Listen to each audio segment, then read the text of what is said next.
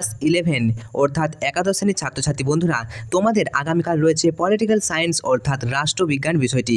তোমাদের যাদের এই বিষয়টি রয়েছে তোমাদেরকে আমাদের চ্যানেল এনজয় এক্সামে অবশ্যই স্বাগত জানাই। আজকের এই ভিডিওতে তোমাদের জন্য অত্যন্ত গুরুত্বপূর্ণ সাজেশন 200টি কোশ্চেনের মধ্যে বেশ কিছু গুরুত্বপূর্ণ সাজেশন তোমাদের সাথে আলোচনা করছি। উত্তর সহ আলোচনা করব, তাই তোমাদের সময় নষ্ট একেবারেই হবে না এবং এই সাজেশনগুলোর মধ্য থেকেই তোমরা কমন পাবে এমনটাই গ্যারেন্টি। এর আগের আমরা ভিডিওগুলো যেগুলো বানিয়েছিলাম বিভিন্ন বিষয়ের, তো সেখান থেকে আমাদের সাজেশন একদম 100% কমন এসেছে। তো তোমরা নিজেরাই তার সাক্ষী, তোমরা অনেকেই কমেন্ট করে জানিয়েছিলে। তো আজকের এই ভিডিও অত্যন্ত গুরুত্বপূর্ণ হতে চলেছে তোমাদের জন্য। অবশ্যই প্রথম থেকে ভিডিওটা শেষ পর্যন্ত দেখবে, প্র্যাকটিস করে যাও, because practice make man perfect. যত বেশি প্র্যাকটিস করবে তত বেশি তোমাদের নাম্বার কিন্তু উঠবে, বেশি বেশি নাম্বার পাবে। আশা করছি তোমাদের এটাই শেষ পরীক্ষা, অথবা তোমাদের আর কোনো পরীক্ষা থাকার কথাও নয়। পলিটিক্যাল সায়েন্স তো শেষ পরীক্ষা। তো তোমরা কোন জেলা থেকে ভিডিওটা দেখছো, আমাদের ভিডিওটা কোন কোন জেলায় পৌঁছাচ্ছে সেটাও আমরা জানতে চাই। তো কোথা থেকে তোমরা ভিডিওটা দেখছো অবশ্যই জাস্ট একটা ছোট্ট করে কমেন্ট করে দাও। তো অবশ্যই প্রথম থেকে ভিডিওটা শেষ পর্যন্ত দেখো। তোমাদের সাথে আমি রয়েছি সুরজিৎ কর্মকার, তোমাদের সুরজিৎ স্যার। তো অবশ্যই প্রথম থেকে ভিডিওটা শেষ পর্যন্ত দেখতে থাকো। তো চলো কথা না বলে শুরু করি। প্রথম প্রশ্ন দেখো, গ্রিক শব্দ পলিশ এর অর্থ কী? আর তোমাদের জন্য দেখো আমরা ব্ল্যাক থিম করেছি, যাতে তোমাদের রাত্রেবেলাতেও দেখতে সুবিধা হয় এবং চোখের যেন প্রবলেম না হয়। তো ব্ল্যাক থিমটা তোমরা কতটা সমর্থন করছো অবশ্যই জানিও। দেখো, গ্রিক শব্দ পলিশ এর অর্থ কী? তো গ্রিক শব্দ পলিশের অর্থ অত্যন্ত গুরুত্বপূর্ণ একটা প্রশ্ন কিন্তু। তো গ্রিক শব্দ পলিশ এর অর্থ হয়ে যাবে, উত্তর হবে নগর রাষ্ট্র, অর্থাৎ option number B is the correct answer. Next প্রশ্ন, রাষ্ট্রবিজ্ঞানের রাষ্ট্রকেন্দ্রিক সংজ্ঞার সমর্থক কে? রাষ্ট্রবিজ্ঞানের রাষ্ট্রকেন্দ্রিক সংজ্ঞার সমর্থক কে? উত্তর হবে, বলো, গার্নার, অর্থাৎ অপশন নাম্বার সি। রাষ্ট্রবিজ্ঞানের রাষ্ট্রকেন্দ্রিক সংজ্ঞার সমর্থক হলেন গার্নার। নেক্সট প্রশ্ন, রাষ্ট্রবিজ্ঞান রাষ্ট্রের অতীত, বর্তমান এবং ভবিষ্যৎ তিনটে কাল নিয়েই আলোচনা করে, একথা কে বলেছেন? 3 নম্বর প্রশ্ন বলো। সঠিক উত্তর হয়ে যাবে অপশন পি, অর্থাৎ গেটেল। রাষ্ট্রবিজ্ঞান রাষ্ট্রের অতীত, বর্তমান এবং ভবিষ্যৎ তিনটে বিষয় নিয়ে আলোচনা করে, একথা বলেছেন গেটেল। 4 নম্বর প্রশ্ন দেখো, এরকম প্রশ্ন তোমাদের আসবে পরীক্ষায়। বিবৃতি, প্রথম বিবৃতি কি বলেছে দেখো, রবার্ট ডাল এবং ল্যাশওয়েল রাজনীতিকে প্রভাব এবং প্রভাবশালীদের পর্যালোচনা রূপে উল্লেখ করে রাজনৈতিক ক্ষমতাকে রাষ্ট্রবিজ্ঞানের বিষয়বস্তু করতে চেয়েছেন। অপশন নাম্বার 2 বলছে, তো এগুলো হচ্ছে সত্য মিথ্যা, তাই তো? সত্য মিথ্যা নিরূপণ করো। তো আমি তোমাদেরকে বলে দিচ্ছি কোনটা সত্য কোনটা মিথ্যা। তো কি বলেছে 4 নম্বর বিবৃতি, কি বলেছে 1 নম্বরটাই দেখলে, তো আমি পড়লাম। তো এই 1 নম্বর বিবৃতিটা কি সত্য? অবশ্যই কিন্তু এটা সত্য, কারণ রবার্ট ডাল এবং ল্যাশওয়েল রাজনীতিকে প্রভাব এবং প্রভাবশালীদের পর্যালোচনা রূপে উল্লেখ করে রাজনৈতিক ক্ষমতাকে রাষ্ট্রবিজ্ঞানের বিষয়বস্তু করতে চেয়েছেন। তাহলে অপশন, এই যে বিবৃতি 1, এটা কিন্তু সত্য। বিবৃতি 2 দেখো, রাষ্ট্রবিজ্ঞান শুধুমাত্র রাজনৈতিক সংবিধান নিয়েই আলোচনা সীমিত রাখে, একেবারেই ভুল কথা। আর রাষ্ট্রবিজ্ঞান একটি পরিবর্তনশীল বিজ্ঞান। এটা পরিবর্তন শুধু রাজনৈতিক নিয়ে তো নয়ই, রাজনৈতিকের পাশাপাশি সমাজ, অর্থনীতি সমস্ত কিছুর দিকেই নজর রাখে রাষ্ট্রবিজ্ঞান। তাই রাষ্ট্রবিজ্ঞান শুধুমাত্র রাজনৈতিক সংবিধান নিয়ে আলোচনা করে, এটা কিন্তু ভুল কথা। অর্থাৎ বিবৃতি 2 কী হবে? অবশ্যই ভুল। নেক্সট আমরা দেখো 3 নম্বর প্রশ্নটা দেখি। 3 নম্বর বিবৃতি বলেছে, অধ্যাপক মিলার বিরোধ এবং সংঘাতকে রাষ্ট্রবিজ্ঞানের বিষয়বস্তুর অন্তর্ভুক্ত করার পক্ষপাতী। তো বিবৃতি 3 এটা কিন্তু অবশ্যই সত্য কথা। নেক্সট বিবৃতি 4 দেখো, রাষ্ট্রবিজ্ঞানের পরিধি সদা পরিবর্তনশীল। আমি যেটা বললাম সদা পরিবর্তনশীল, সর্বদাই পরিবর্তনশীল। আচ্ছা দেখো, তো 4 নম্বর অপশানটা কী হবে? 4 নম্বর অপশনটা কিন্তু কী হয়ে যাবে? সত্য হয়ে যাবে। তাহলে আমরা এখান থেকে কোন অপশানটাকে বেছে নেব? 4 থেকে অপশান নিয়ে নেব অপশান নাম্বার এ, অর্থাৎ দেখো 1 সত্য, 2 মিথ্যা, 3 সত্য এবং 4 মিথ্যা। চলো নেক্সট প্রশ্ন আমরা চলে আসবো। 5 নম্বর প্রশ্ন, রাষ্ট্র সম্পর্কে সবথেকে গ্রহণযোগ্য সংজ্ঞা কে দিয়েছেন? তো অধ্যাপক গার্নার প্রদত্ত সংজ্ঞাটি সবথেকে গ্রহণযোগ্য, মনে রাখবে। 5 নম্বর প্রশ্ন, ওকে। চলো 6 নম্বর প্রশ্ন দেখো, আধুনিক অর্থে স্টেট শব্দটি প্রয়োগ করেন কে? খুবই গুরুত্বপূর্ণ একটা প্রশ্ন। 6 নম্বর প্রশ্ন কী হবে? ম্যাকিয়াভেলি। আধুনিক অর্থে স্টেট শব্দটি প্রথম প্রয়োগ করে ম্যাকিয়াভেলি। নেক্সট প্রশ্ন, রাষ্ট্র হলো শ্রেণী শোষণের যন্ত্র বা হাতিয়ার। দেখো, শোষণ যদি বলা হয় না, শ্রেণী শোষণের যন্ত্র, এই শোষণ কিন্তু বেশিরভাগটা কার্ল মার্কস, ওকে। শ্রেণী শোষণের যন্ত্র, শ্রেণী শোষণের হাতিয়ার, কোনো একটা শোষণ বোঝাচ্ছে, তো শ্রেণী বোঝাচ্ছে, তো এটা মনে রাখবে, তো কার্ল মার্কস হবে, ওকে। চলো 8 নম্বর প্রশ্ন দেখো। 8 নম্বর প্রশ্ন কি বলেছে, যে ভূখণ্ডের আয়তনের দিক থেকে রাষ্ট্রগুলিকে সাজাও। তো ভূখণ্ডের আয়তনের দিক থেকে রাষ্ট্রগুলিকে আমাদের সাজাতে বলেছে, কোনটা হবে? তো 8 নম্বর প্রশ্নের সঠিক উত্তর হয়ে যাবে তো এখানের মধ্যে নেই। দেখো কানাডা, চীন, রাশিয়া, ভারত এরকম কিন্তু নয়। চলো নেক্সট অপশানগুলো আমরা দেখে নিই। তো এখানে দেখো অপশান নাম্বার সিটা তোমাদের সঠিক আনসার হবে। প্রথমে রাশিয়া, তারপর কানাডা, চীন এবং তারপর ভারত। এটা কি বলেছিল যে ভূখণ্ডের যে ভূখণ্ড আয়তনের দিক থেকে, অর্থাৎ ভূখণ্ডের আয়তনের দিক থেকে বলেছিল রাশিয়া, কানাডা, চীন, তারপর ভারত হবে। আচ্ছা, পশ্চিমবঙ্গ রাষ্ট্র নয়, কারণ কি? অবশ্যই দেখো আমি বলেছিলাম কি আগের ভিডিওটাতেও বলেছিলাম যে কোনো রাষ্ট্র তখনই রাষ্ট্র হবে, কোনো একটা সংস্থা, কোনো একটা রাজ্য তখনই রাষ্ট্র হয়ে যেতে পারে যখন তার সার্বভৌমত্ব থাকে। তো পশ্চিমবঙ্গের অবশ্যই সরকার আছে, পশ্চিমবঙ্গের জনসমষ্টি আছে, পশ্চিমবঙ্গের নির্দিষ্ট ভূখণ্ড আছে তো পশ্চিমবঙ্গে কিন্তু সার্বভৌমত্ব নেই, কিন্তু ভারত একটি সার্বভৌম রাষ্ট্র, মনে রাখবে। চলো 9 নম্বর প্রশ্ন। এবার 10 নম্বর প্রশ্ন কি বলেছে দেখো, যে নাগরিকত্ব ধারণা প্রথম সৃষ্টি হয় কোথায়? উত্তর হবে প্রাচীন গ্রিসে। প্রাচীন গ্রিসে প্রথম নাগরিকতার ধারণাটি সৃষ্টি হয়েছিল। নেক্সট প্রশ্ন 11 নম্বর প্রশ্ন। নাগরিকত্ব হলো সমাজের মঙ্গল সাধনের জন্য নিজের সুচিন্তিত মতামত প্রয়োগের ক্ষমতা। একথা কে বলেছে? উত্তর হবে ল্যাস্কি, অর্থাৎ option number D is the correct answer. Laski বলেছেন নাগরিকত্ব হলো সমাজের মঙ্গল সাধনের জন্য নিজের সুচিন্তিত মতামতের প্রয়োগের ক্ষমতা। নেক্সট চলে আসবো 12 নম্বর প্রশ্ন। 12 নম্বর প্রশ্ন কি বলেছে দেখো, অতি সম্প্রতি 2003 সালে ইসরায়েল সামরিক আক্রমণে বিপর্যস্ত হয়ে প্যালেস্তাইনে লক্ষ লক্ষ ওয়াই নিজের দেশ ছেড়ে অন্য দেশে আশ্রয় নিতে বাধ্য হন। এই ছিন্নমূল্য ওয়াইরা যে দেশে আশ্রয় নেন সেখানে তারা নাগরিকের মর্যাদা পান না। তো উপরোক্ত ওয়াই কারা? অর্থাৎ যারা নাগরিকতার মর্যাদা পায়নি তাদেরকে আমরা কি বলবো বলো? অবশ্যই উদ্বাস্তু শরণার্থী, অর্থাৎ option number D is the correct answer. Next প্রশ্ন 13 নম্বর প্রশ্ন। ভারতের সমষ্টিগত নাগরিকতা প্রদান করা হয়েছে কাদের? 4টে অপশনের মধ্যে কোনটা হবে? উত্তর এ, অর্থাৎ সিকিমের নাগরিকদের ভারতের সমষ্টিগত নাগরিকত্ব প্রদান কিন্তু করা হয়েছে, মনে রাখবে। চলো নেক্সট প্রশ্ন 14 নম্বর প্রশ্ন। নাগরিকত্ব বিলোপের একটি কারণ কি? তো নাগরিকত্ব অর্থাৎ আমাদের নাগরিকতা, আমাদের যে আমরা 18 বছর হলেই সবাই নাগরিক। তো নাগরিকতা কখন বিলোপ হয়ে যায় বলো তো? অশিক্ষিত হলে দেখবে অনেক অশিক্ষিত কিন্তু নাগরিক আছে। চুরি করা ধরা পড়ে গেলে না, চুরি করা ধরা পড়লে নাগরিক বিলোপ হয়নি। যুদ্ধক্ষেত্র থেকে কোনো সৈন্যের পলায়ন করা নাকি ভিক্ষা করা? তো 14 নম্বর প্রশ্নের সঠিক উত্তর হয়ে যাবে যুদ্ধক্ষেত্র থেকে কোনো সৈন্যের পলায়ন করা। কোনো সৈন্য যুদ্ধক্ষেত্র থেকে পলায়ন করলে তাকে আমরা আর নাগরিক বলে মানব না। ওকে, অর্থাৎ যুদ্ধ বিরোধী, অর্থাৎ আমরা কি বলবো দেশদ্রোহী, কোনো দেশের বিরোধী কোনো কাজ করলে তাকে সে আর কিন্তু নাগরিক নয়, এটা মনে রাখবে। 15 নম্বর প্রশ্ন দেখো, ভারতের নাগরিকত্ব বিলুপ্ত হয় দেশে অনুপস্থিত থাকলে কত বছর? দেশে কত বছর অনুপস্থিত, অর্থাৎ দেশে আমি যদি কত বছর দেশে না থাকি তাহলে আমি কিন্তু নাগরিকতা হারাতে পারি। তো কত বছর, এটা অত্যন্ত গুরুত্বপূর্ণ, জেনে রাখো। 15 নম্বর প্রশ্নের সঠিক উত্তর হয়ে যাবে অপশন নাম্বার সি, অর্থাৎ 7 বছর। মনে রাখবে 7 বছর যদি আমরা দেশে অনুপস্থিত থাকি তাহলে কিন্তু আমাদের নাগরিকতা বিলুপ্ত হয়ে যাবে। 16 নম্বর প্রশ্ন দেখো, নাগরিকতা সম্পর্কে আলোচনা করা হয়েছে ভারতের সংবিধানে কত নম্বর ধারায়? খুবই গুরুত্বপূর্ণ, স্টার মার্ক করো। 3টে সেট আলোচনা করেছি, 3টে সেটেই তোমাদের কিন্তু প্রশ্নটা কমন এসছে। তো 16 নম্বর প্রশ্নের সঠিক উত্তর হয়ে যাবে অপশন নাম্বার এ, অর্থাৎ 5 থেকে 11 নম্বর ধারায় এটা কিন্তু নাগরিকতা সম্পর্কে আলোচনা করা হয়েছে। চলো নেক্সট প্রশ্নে চলে আসবো। দেখো 17 নম্বর প্রশ্ন বলেছে, ইংরেজি শব্দ কনস্টিটিউশন শব্দটি এসেছে, কনস্টিটিউশন মানে তো কি সংবিধান। তো এই কনস্টিটিউশন শব্দটি এসেছে কোন শব্দ থেকে বলো? উত্তর হবে লাতিন শব্দ থেকে, অর্থাৎ option number C is the correct answer. Next, ভারত দেশের চরম এবং সর্বোচ্চ কর্তৃপক্ষের শৃঙ্খলাবদ্ধ রূপই হলো সংবিধান। খুবই ইম্পর্টেন্ট প্রশ্ন, এটাও স্টার মার্ক করো। 18 নম্বর প্রশ্ন দেখো কী হবে, উত্তর হয়ে যাবে অ্যারিস্টটল, যে দেশের চরম এবং সর্বোচ্চ কর্তৃপক্ষের শৃঙ্খল আবদ্ধকরণ রূপই হলো সংবিধান, এই কথাটা বলেছেন অ্যারিস্টটল। নেক্সট প্রশ্ন 19 নম্বর প্রশ্ন, সংবিধানকে রাষ্ট্রের দলিল বলে উল্লেখ করেছেন কে? খুবই গুরুত্বপূর্ণ একটা প্রশ্ন, বলো। 19 নম্বর প্রশ্নের সঠিক উত্তর হয়ে যাবে কে? উত্তর হবে অপশন নাম্বার এ, অর্থাৎ বেঞ্জামিন অ্যাংজিন। খুবই গুরুত্বপূর্ণ, বেঞ্জামিন অ্যাংজিন বলছেন সংবিধান হলো রাষ্ট্রের দলিল। ওকে, চলো নেক্সট প্রশ্ন। 20 নম্বর প্রশ্ন দেখো, যুক্তরাষ্ট্র শাসন ব্যবস্থার অপরিহার্য কোনটা? যে যুক্তরাষ্ট্র শাসন ব্যবস্থায় অপরিহার্য। দেখো যুক্তরাষ্ট্রীয় মানে কি আগে জানতে হবে, যে রাষ্ট্রে কিন্তু কেন্দ্র এবং রাজ্য এবং অর্থাৎ একাধিক সরকার রয়েছে সেটা হচ্ছে যুক্তরাষ্ট্রীয় সরকার।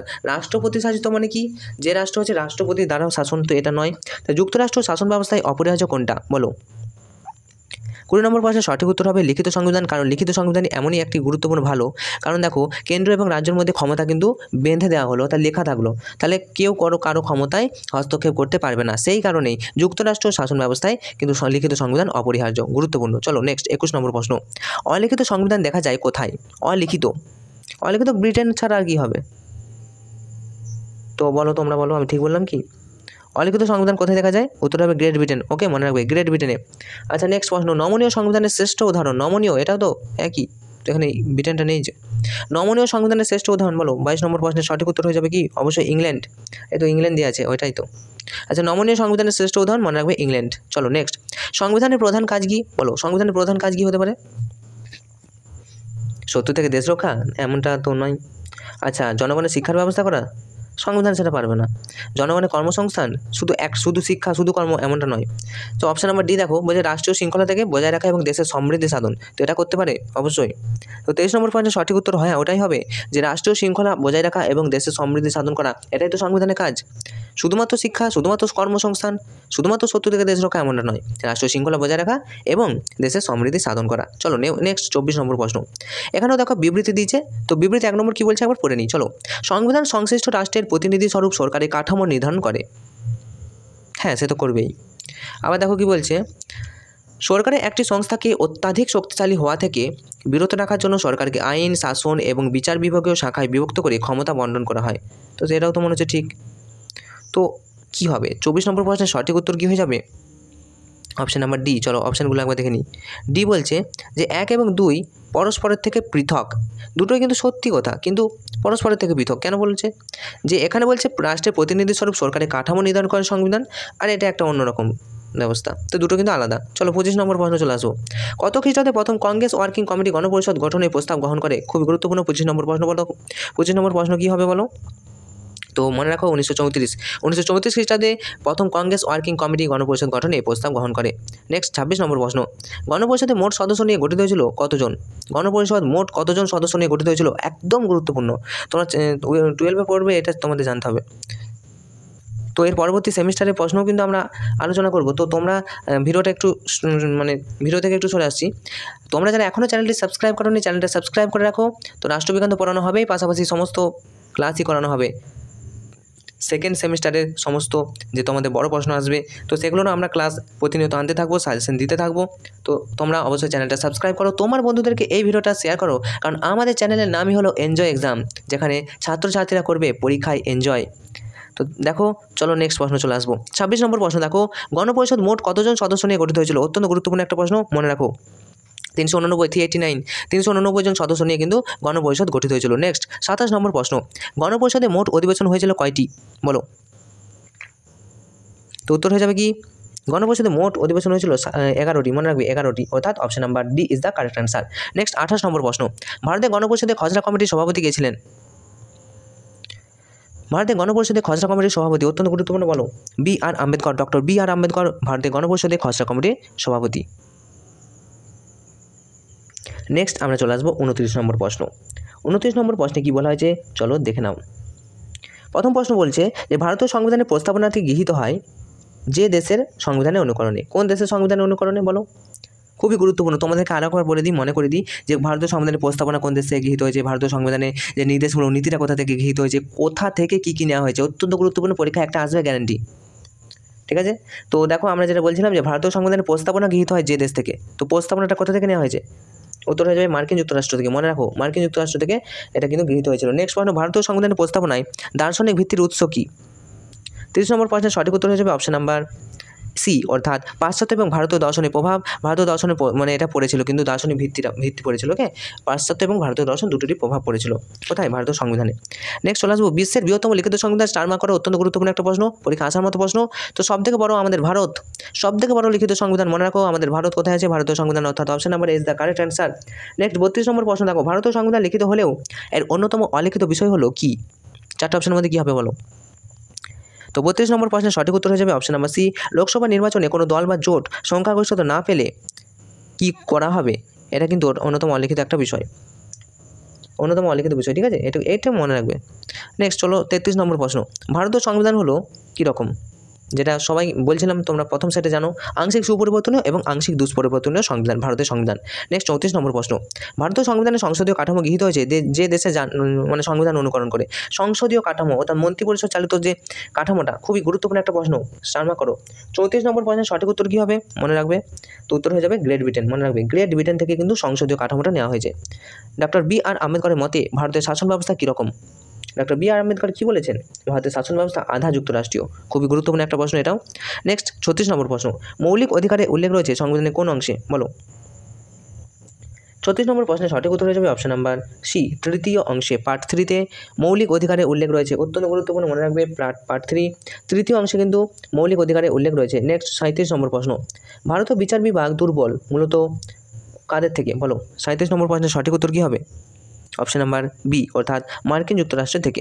ভারতীয় বিচার বিভাগ কিন্তু মার্কিন যুক্তরাষ্ট্র থেকে একটু হলেও দুর্বল, এটা মনে রাখতে হবে। 38 নম্বর প্রশ্ন, যুক্তরাষ্ট্র হওয়া সত্ত্বেও যে দেশ এক নাগরিকত্ব স্বীকৃত, কোন দেশ? যুক্তরাষ্ট্র অথচ এক নাগরিকত্ব স্বীকৃত, এক নাগরিকত্ব, এক দেশ এক নাগরিক। তো উত্তর হবে কি? 38 নম্বর প্রশ্নের সঠিক উত্তর হয়ে যাবে কি বলো? ভারত। আবার কি? ভারতে এক নাগরিকত্ব, যুক্তরাষ্ট্রে হওয়া সত্ত্বেও ভারত কিন্তু এক নাগরিকত্ব। আমরা বলতে পারি না আমরা যে পশ্চিমবঙ্গের নাগরিক নয়, আমরা কিন্তু ভারতের নাগরিক। পশ্চিমবঙ্গের রাজ্যে বসবাস করলেও আমরা ভারতের নাগরিক। তো এটাই যে যুক্তরাষ্ট্র হওয়া সত্ত্বেও যে দেশ এক নাগরিকত্ব, সেটা হচ্ছে অবশ্যই আমাদের ভারত। 39 নম্বর প্রশ্ন দেখো, ভারতের দলত্যাগ বিরোধী আইন কবে পাস করায়? অত্যন্ত গুরুত্বপূর্ণ, স্টার মার্ক করো, পুরনো সিলেবাসেও ছিল। 39 নম্বর প্রশ্ন সঠিক উত্তর হয়ে যাবে অপশন নাম্বার সি, অর্থাৎ 1985। বললাম পুরনো সিলেবাসেও ছিল, অত্যন্ত দলত্যাগ বিরোধী আইন, মনে রাখবে। ভারতের দলত্যাগ বিরোধী আইন পাস হয় 1985 খ্রিস্টাব্দে। নেক্সট, মন্ডল কমিশন গঠিত হয়েছিল যে সরকারের সময়? 40 নম্বর প্রশ্ন সঠিক উত্তর হয়ে যাবে অপশন নাম্বার বি, অর্থাৎ জনতা পার্টি সরকার। জনতা পার্টি সরকার এর ভিত্তিতে মন্ডল কমিশন কিন্তু গঠন করা হয়েছিল। তো এরপর চলে আসবো আমরা পরবর্তী প্রশ্ন। তো এরপর দেখো, এখানে যদি তোমরা রিপিটেড কোয়েশ্চেন পাও, সেই কোয়েশ্চেনগুলোকে অবশ্যই স্টার মার্ক করবে। স্টার মার্ক বলতে কি, ভালো করে মনে রাখবে। স্টার মার্ক তো তোমরা এখানে করতে পারবে না, তো অবশ্যই মনে রাখবে যেগুলো রিপিটেড কোয়েশ্চেন পাবে, কারণ রিপিটেড কোয়েশ্চেন অত্যন্ত গুরুত্বপূর্ণ। দেখো চলো, প্রথম প্রশ্ন দেখো কি বলেছে। রাষ্ট্রবিজ্ঞানে পরের প্রশ্ন, রাষ্ট্রবিজ্ঞানের সূচনা এবং সমাপ্তি রাষ্ট্রকে নিয়ে, এটা অত্যন্ত গুরুত্বপূর্ণ, মনে রাখো ভালো করে। উক্তিটি কে করেছেন? খুবই গুরুত্বপূর্ণ। উত্তর হবে গার্নার, ঠিক আছে। রাষ্ট্রবিজ্ঞানের সূচনা এবং সমাপ্তি রাষ্ট্রকে নিয়ে গার্নার করেছে, অর্থাৎ option number C is the correct answer. Next প্রশ্ন, রাষ্ট্রবিজ্ঞান সমাজের প্রভাব এবং প্রভাবশালীদের নিয়ে আলোচনা করে, এটাও অত্যন্ত গুরুত্বপূর্ণ। দুটো দিনে তোমাদের উক্তি কিন্তু গুরুত্বপূর্ণ আসছে, কিছু কিছু গুরুত্বপূর্ণ। দেখো, রাষ্ট্রবিজ্ঞান সমাজের প্রভাব এবং প্রভাবশালীদের নিয়ে আলোচনা করে, কি হবে? উত্তর হবে ল্যাস ওয়েল, অর্থাৎ option number D is the correct answer. Okay, চলো নেক্সট প্রশ্ন চলে আসবো। ইউনেস্কো উদ্যোগে ফ্রান্সের প্যারিস শহরে রাষ্ট্রবিজ্ঞানের আন্তর্জাতিক সম্মেলন আহ্বান করা হয় কত সালে? উত্তর হবে 1948 সালে। 1948 সালে ইউনেস্কোর উদ্যোগে ফ্রান্সের প্যারিস শহরে রাষ্ট্রবিজ্ঞানের আন্তর্জাতিক সম্মেলন আহ্বান করা হয়। নেক্সট, রাষ্ট্রবিজ্ঞানের মূল্য নিরপেক্ষ আলোচনা সূত্রপাত ঘটান কে? উত্তর হবে আচরণবাদীরা, অর্থাৎ অপশন নাম্বার এ, আচরণবাদীরা রাষ্ট্রবিজ্ঞানের মূল্য নিরপেক্ষ আলোচনার সূত্রপাত ঘটান। নেক্সট, রাষ্ট্র হলো আইন অনুসারে সংগঠিত নির্দিষ্ট ভূখণ্ডের অধিকারী এক জনসমষ্টি, উক্তিটি কে করেছেন? উত্তর হবে উইলসন। উইলসন বলছেন রাষ্ট্র হলো, উইলসনের মত অনুসারে, আর রাষ্ট্র হলো আইন অনুসারে যে সংগঠিত নির্দিষ্ট ভূখণ্ডের অধিকারী এক জনসমষ্টি, এটা বলছেন উইলসন। চলো নেক্সট, রাষ্ট্র শব্দটি প্রথম ব্যবহার করে কে? চারটি অপশনের মধ্যে কোনটা হবে বলো? রাষ্ট্র শব্দটি প্রথম ব্যবহার করে, অত্যন্ত গুরুত্বপূর্ণ, ম্যাকিয়াভেলি, নিকালো ম্যাকিয়াভেলি রাষ্ট্র শব্দটি প্রথম ব্যবহার করে, এবং তাকে কিন্তু রাষ্ট্রবিজ্ঞানের পুত্র বলা হয় না কি বেশ বলা হয়, এটা এই মুহূর্তে নিকালো ম্যাকিয়াভেলি আধুনিক রাষ্ট্রবিজ্ঞানের জনক। আর রাষ্ট্রবিজ্ঞানের জনক তো অ্যারিস্টটল, আধুনিক রাষ্ট্রবিজ্ঞানের জনক কিন্তু নিকালো ম্যাকিয়াভেলি, তাই তো? তোমরা এটা একবার বলে দেবে আমাকে, ঠিক আছে? নিকালো ম্যাকিয়াভেলি আধুনিক রাষ্ট্রবিজ্ঞানের জনক হবে। আচ্ছা চলো 7 নম্বর প্রশ্ন দেখো, আর রাষ্ট্রবিজ্ঞানের জনক কিন্তু অ্যারিস্টটল। আচ্ছা 7 নম্বর প্রশ্ন দেখো, রাষ্ট্রের সর্বাধিক গ্রহণযোগ্য সংজ্ঞা প্রদান করেছেন কে? অবশ্যই গার্নার পদ্ধতি সংজ্ঞাটিকে আমরা সর্বাধিক গ্রহণযোগ্য সংজ্ঞা বলেছে। রাষ্ট্রবিজ্ঞান হলো জনগণের জন্য জনগণ পরিচালিত শাসন ব্যবস্থা, এরকম একটা ছিল, তো এটা গার্নার বলেছিল, তো এটা সব থেকে গ্রহণযোগ্য মনে হয়েছে সবার। 8 নম্বর প্রশ্ন দেখো, রাষ্ট্র এবং প্রতিষ্ঠানের মধ্যে পার্থক্য গড়ে তোলে কি? দেখো বারবার কোয়েশ্চেনটা রিপিট হচ্ছে, মনে রাখবে সার্বভৌমিকতা। রাষ্ট্র আর প্রতিষ্ঠান আলাদা এর সার্বভৌমিকতার জন্য, ঠিক আছে? তো 8 নম্বর প্রশ্নের সঠিক উত্তর কী হবে? অপশন নাম্বার ডি, অর্থাৎ সার্বভৌমিকতা। নেক্সট, পশ্চিমবঙ্গ রাষ্ট্র নয় কারণ পশ্চিমবঙ্গে কী নেই? না, নির্দিষ্ট সার্বভৌমিকতা নেই। আমি তো বললাম রিপিট কোয়েশ্চেন হবে, তো পশ্চিমবঙ্গের রাষ্ট্র নেই কারণ পশ্চিমবঙ্গের সার্বভৌমিকতা নেই। চলো নেক্সট প্রশ্নে চলে আসবো। শুধুমাত্র প্রশাসনে অংশগ্রহণকারীদের নাগরিক হিসেবে গণ্য করা হতো কোন দেশে? শুধুমাত্র প্রশাসনে অংশগ্রহণকারীদের নাগরিক হিসেবে গণ্য করা হতো, এটা মনে রাখবে, খুবই গুরুত্বপূর্ণ একটা প্রশ্ন। 10 নম্বর প্রশ্নের সঠিক উত্তর হয়ে যাবে অপশন নাম্বার সি, অর্থাৎ প্রাচীন গ্রিসে। ওকে, চলো নেক্সট প্রশ্ন দেখো। এরপরের প্রশ্ন কি বলছে? 11 নম্বর প্রশ্ন, নাগরিকত্ব হলো সমাজের মঙ্গলের জন্য নিজের সুচিন্তিত বিচার বুদ্ধির প্রয়োগ, উক্তিটি কে করেছেন? খুবই গুরুত্বপূর্ণ একটা প্রশ্ন, বলো। খুবই গুরুত্বপূর্ণ নয়, তবুও গুরুত্বপূর্ণ। 11 নম্বর প্রশ্ন বলো, যে সমাজের মঙ্গলের জন্য নিজের সুচিন্তিত বিচার বুদ্ধির প্রয়োগ, উত্তর হয়ে যাবে অপশন বি, লাস্কি। লাস্কি বলেছেন এ কথাটা। এবার কস্তম্ভের সঙ্গে খস্তম্ভ মিলাও, এরকম প্রশ্ন তোমাদের আসবে এবং আসবেই। তো কস্তম্ভের সঙ্গে খস্তম্ভ মিলাও কীভাবে কী করবে দেখো, কোনটার সাথে কোনটা হবে বলো। তো আমি তোমাদেরকে মিলিয়ে দেখিয়ে নিচ্ছি। প্রথমে দেখো কস্তম্ভ এবং খস্তম্ভ একের সাথে হবে আই। দেখো আমি তোমাদেরকে একটু বুঝিয়ে দিই। একের সাথে, অর্থাৎ ব্রিটেন, মার্কিন যুক্তরাষ্ট্র এবং আর্জেন্টিনা, এর সাথে হবে কোনটা? সি অর্থাৎ জন্মস্থান নীতি। উত্তর হবে সি অর্থাৎ জন্মস্থান নীতি। কি বললাম? ব্রিটেন, মার্কিন যুক্তরাষ্ট্র, আর্জেন্টিনা, এটা হচ্ছে জন্মস্থান নীতি। এরপর আমরা যদি দেখি 2 নম্বর, এর সাথে হয়ে যাবে ডি অর্থাৎ মার্কিন যুক্তরাষ্ট্র, মার্কিন যুক্তরাষ্ট্র, ভারত এবং ইংল্যান্ড, এখানে রক্তের সম্পর্ক নীতি এবং জন্মস্থান নীতি দুটোই। আচ্ছা, এরপর দেখি চীন যদি বলি, চীন হয়ে যাবে কি এ অর্থাৎ বিদেশিদের আশ্রয়দানের সুবিধা দেয় চীন। এবং আরেকটা যেটা পড়েছে জন্মস্থান নীতি, শুধু জন্মস্থান নীতি, সেটা হচ্ছে ভারত, ফ্রান্স এবং সুইডেন। এরকমভাবে মনে রাখবে। তো এই ওয়াইজ যদি আমরা দেখি তাহলে সঠিক উত্তর হয়ে যাবে কি অপশন নাম্বার এ। অর্থাৎ দেখো অপশন নাম্বার এতে বলা হয়েছে 1-এর সাথে সি হবে, 2D, 3A এবং 4B, এইভাবে কিন্তু তোমরা করবে, একটা প্রশ্ন ছেড়ে আসবে না। নেক্সট, তারপরে প্রশ্ন দেখো কি বলেছে যে 13 নম্বর প্রশ্ন, কোনো গুরুতর অপরাধের জন্য স্বদেশ থেকে বহিষ্কৃত নাগরিকত্বহীন ব্যক্তিদের আমরা কি বলবো? তো অবশ্যই রাষ্ট্রহীন ব্যক্তি নাকি গুরুতর অপরাধের জন্য বলেছে বলো? অবশ্যই রাষ্ট্রহীন ব্যক্তি, কারণ গুরুতর অপরাধ বলে সে আর কিন্তু নাগরিক থাকে না। নেক্সট 14 নম্বর প্রশ্ন, বিদেশে কিরূপ সম্পত্তি ক্রয় করলে নাগরিকত্বের বিলোপ ঘটে যায়? খুব গুরুত্বপূর্ণ একটা প্রশ্ন, বলো। স্থায়ী, বিদেশে যদি আমরা কোনো স্থায়ী সম্পত্তি ক্রয় করি না, তাহলে আমাদের নাগরিকত্বের বিলোপ কিন্তু ঘটে যায়, অর্থাৎ আমরা নাগরিক থাকি না। নেক্সট 15 নম্বর প্রশ্ন, ভারতীয় নাগরিকতা সম্পর্কে আলোচনা করা হয়েছে ভারতের সংবিধানে কত নম্বর ধারায় নাগরিকতা সম্পর্কে? বলো। উত্তর হয়ে যাবে 5 থেকে 11 নম্বর ধারা। এই কোশ্চেন আছে কতবার রিপিট হয়েছে আমার জানা নেই, তো মনে রাখো 5 থেকে 10 নম্বর ধারা, এটা খুবই গুরুত্বপূর্ণ, নাগরিকতা সম্পর্কে আলোচনা করেছে, তার কারো না কারো প্রশ্ন তো আসবে এটা। চলো নেক্সট প্রশ্ন, ভারতের নাগরিকতা আইন কবে প্রণীত হয়? এটা অত্যন্ত গুরুত্বপূর্ণ প্রশ্ন, বলো। 16 নম্বর প্রশ্নের সঠিক উত্তর হয়ে যাবে অপশন নাম্বার ডি অর্থাৎ 1955 সালে কিন্তু ভারতের নাগরিকতা আইন প্রণীত হয়। নেক্সট দেখো 17 নম্বর প্রশ্ন, সংবিধান হলো রাষ্ট্রের চরম কর্তৃত্বের শৃঙ্খল আবদ্ধকরণ। এটাও রিপিটেড কোশ্চেন, বলে দাও তোমরা কি হবে, তো তোমরা পারবে, তো উত্তরটা দেখে নাও। 17 নম্বর প্রশ্নের সঠিক উত্তর হয়ে যাবে অপশন নাম্বার এ অর্থাৎ অ্যারিস্টটল। ওকে, নেক্সট প্রশ্ন দেখো, সংবিধানকে রাষ্ট্রের মৌলিক আইন বলেছে কে? উত্তর হবে কুলি অর্থাৎ option number D is the correct answer. Next, সংবিধান হলো সেই সব আইন ও প্রথা সমষ্টি যেগুলি দ্বারা রাষ্ট্রের জীবন নিয়ন্ত্রিত হয়। এই কথাটা কে বলেছে? উত্তর হবে লর্ড ব্রাইস অর্থাৎ option number B is the correct answer. মনে রাখবে, সংবিধান হলো সেই সব আইন ও প্রথা সমষ্টি যেগুলি দ্বারা রাষ্ট্রের জীবন নিয়ন্ত্রিত হয়, বলেছেন লর্ড ব্রাইস। নেক্সট, লিখিত এবং অলিখিত সংবিধানের মধ্যে পার্থক্য কি মাত্রাগত, মূল্যগত নয়? মন্তব্যটি কে করেছিল? বলো। এরকম প্রশ্ন যদি আসে তাহলে তো সমস্যা নয়, প্র্যাকটিস করলে সবই সম্ভব। তো 20 নম্বর প্রশ্নের উত্তর হয়ে যাবে কি Gettell, option number A is the correct answer. উক্তিগুলো তোমাদের পরীক্ষা আসবে, এটা কিন্তু মনে রাখবে। নেক্সট, সুপরিবর্তনীয় বা নমনীয় সংবিধানে প্রাধান্য থাকে সরকারের কি? খুবই গুরুত্বপূর্ণ, এটাও স্টার মার্ক হয়ে যায়, বলো। স্টার মার্ক প্রশ্ন। 21 নম্বর প্রশ্নের সঠিক উত্তর হয়ে যাবে অপশন নাম্বার বি আইন বিভাগ। সুপরিবর্তনীয় বা নমনীয় সংবিধানে কিন্তু প্রাধান্য থাকছে আইন বিভাগের, মনে রাখবে। নেক্সট, দুষ্পরিবর্তনীয় বা অনমনীয় সংবিধানে প্রাধান্য থাকে সরকারের কোন বিভাগ? অত্যন্ত গুরুত্বপূর্ণ, বলো। 22 নম্বর প্রশ্নের সঠিক উত্তর হবে বিচার বিভাগ। তাই দুষ্পরিবর্তনীয় হলে বিচার বিভাগের প্রাধান্য থাকে, সুপরিবর্তনীয় হলে আইন বিভাগের প্রাধান্য থাকে। ড্যাশ রাষ্ট্রের 3টি প্রধান অঙ্গ আইন বিভাগ, বিচার বিভাগ এবং ড্যাশ এর ক্ষমতা, কার্যাবলী, গঠন ইত্যাদিকে নির্দিষ্ট করে দেয়। তো সঠিক উত্তর হবে সংবিধান এবং শাসন বিভাগ। অর্থাৎ সংবিধান রাষ্ট্রের 3টি প্রধান অঙ্গ, সংবিধান রাষ্ট্রের 3টি প্রধান অঙ্গ এটা, আর বিচার বিভাগ এবং কি বলবো শাসন বিভাগ, ঠিক আছে। অর্থাৎ option number B is the correct answer. Next চলে আসবো 24 নম্বর প্রশ্ন, সংবিধান সভা বা গণপরিষদ গঠনের প্রথম দাবি কে জানান?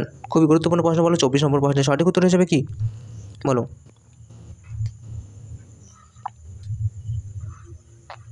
উত্তর হয়ে যাবে গান্ধীজি। ওকে, যে সংবিধান সভা বা গণপরিষদ গঠনের প্রথম দাবি কে জানিয়েছিল? গান্ধীজি জানিয়েছিল সংবিধান সভা গঠনের জন্য। নেক্সট আমরা চলে আসবো, প্রাদেশিক আইনসভাগুলি দ্বারা গণপরিষদে কতজন সদস্য নির্বাচিত হয়? উত্তর হবে 296 জন সদস্য কিন্তু নির্বাচিত হয়েছিল। নেক্সট, গণপরিষদের জাতীয় কংগ্রেসে মোট কতজন সদস্য ছিল? এটাও অত্যন্ত গুরুত্বপূর্ণ প্রশ্ন। 26 নম্বর প্রশ্নের সঠিক উত্তর হয়ে যাবে অপশন নাম্বার বি অর্থাৎ 208 জন। নেক্সট, ভারতীয় গণপরিষদ সার্বভৌম ক্ষমতা সম্পন্ন সংস্থার মর্যাদা কোন অধিবেশন থেকে লাভ করে? ভারতীয় গণপরিষদ সার্বভৌম ক্ষমতা সম্পন্ন সংস্থার মর্যাদা কোন অধিবেশন থেকে লাভ করে? বলো। 27 নম্বর প্রশ্নের সঠিক উত্তর কী হবে?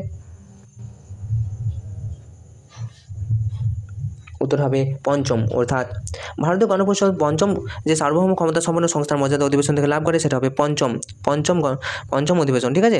ভারতীয় সংবিধানে গণপরিষদ গৃহীত হয়েছিল কত সালে? গৃহীত হয়েছিল, কার্যকর হয়েছিল, এই দুটোর মধ্যে একটা প্রশ্ন পরীক্ষা আসার মতো প্রশ্ন।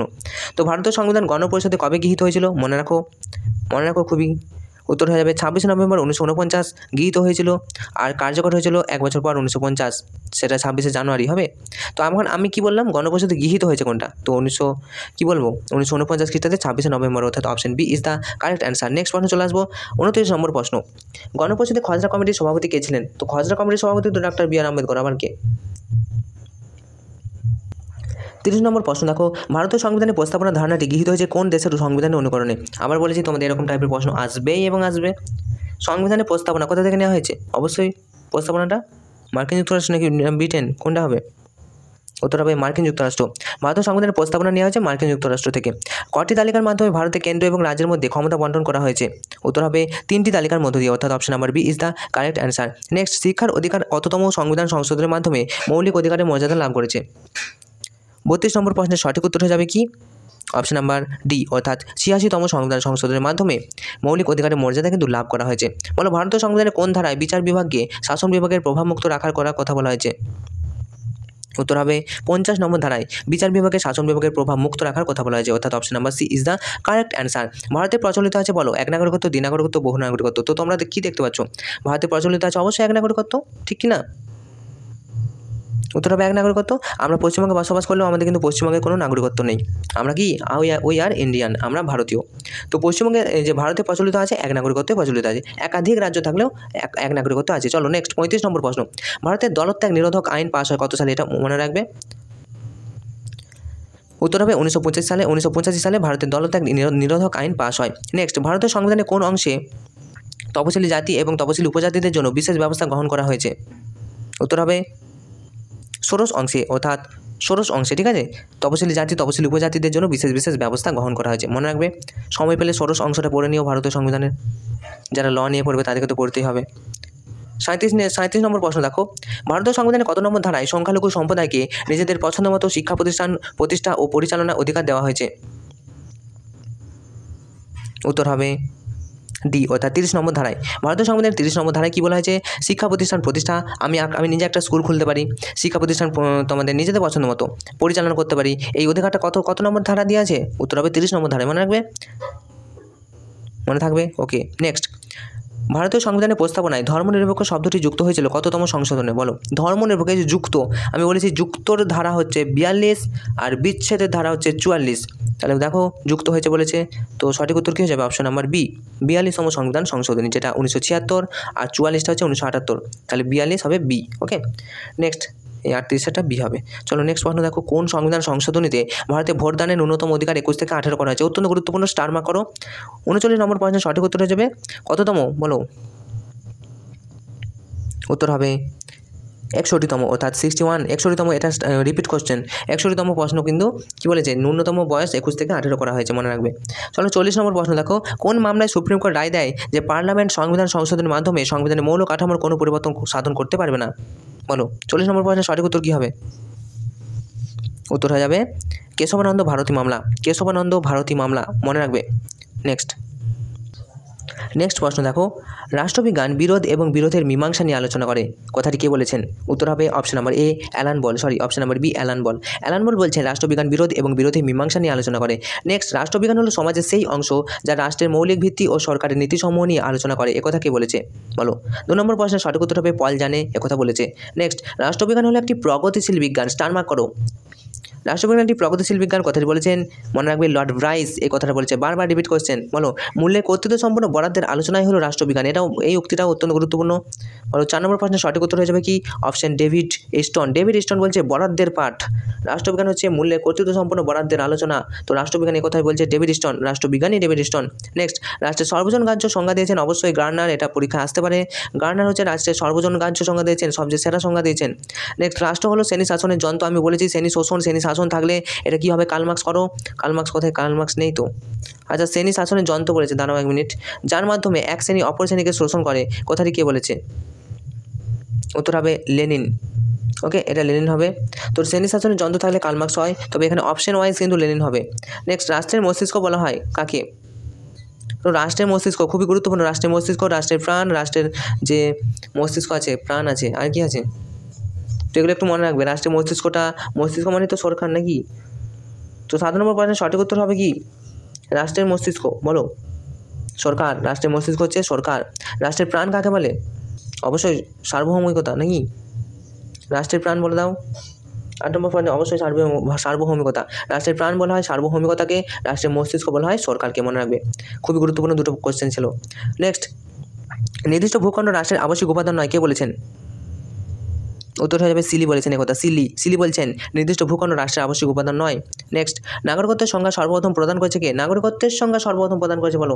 10 নম্বর প্রশ্নের সঠিক উত্তর হয়ে যাবে option number B, Aristotle. Aristotle বলবেন তো কে বলবে? অ্যারিস্টটল রাষ্ট্রবিজ্ঞানের জনক। তো নাগরিকত্বের সংজ্ঞা সর্বপ্রথম প্রদান করেছেন অ্যারিস্টটল। নাগরিক বলা হয় তাদের যারা হচ্ছে দেশ, কোথা থেকে আসে বলো। 11 নম্বর প্রশ্নের সঠিক উত্তর হয়ে যাবে অপশন নাম্বার, তো এখানে তো অপশনটা নেই। চলো দেখি, এখানের মধ্যে বিদেশ থেকে যারা আসে তাদেরকে আমরা নাগরিক বলবো না, যারা অন্য গ্রহ থেকে আসে তাদের তো নাগরিক তো বলবোই না, তো অপশনটা নেই। চলো দেখি পরের প্রশ্ন, পরের অপশন কি আছে।